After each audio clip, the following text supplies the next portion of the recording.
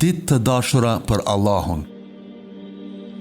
Ka periudha në vit kur koha vetë bëhet adhurim. Ditë të veçanta, të cilat Allahu i ka dalluar mbi të tjerat. Ato nuk janë të shënuara vetëm në kalendarët tanë, por kanë një peshë të veçantë edhe në llogarinë e botës tjetër.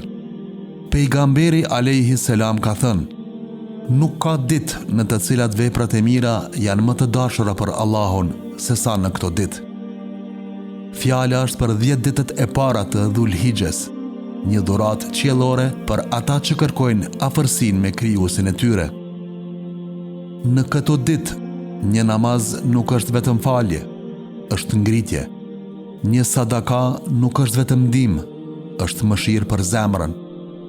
Një fjalë e mirë nuk është vetëm edukat, është thesar në peshorën e veprave.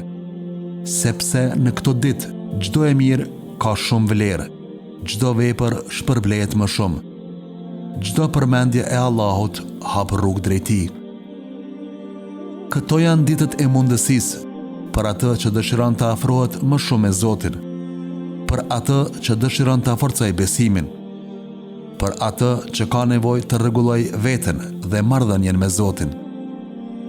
Në këto ditë, Allahu i do veprat e tua, dhe në këtë dashuri hyjnore ftohesh edhe ti, të nisesh, të bësh më shumë, të kthehesh tek Allahu.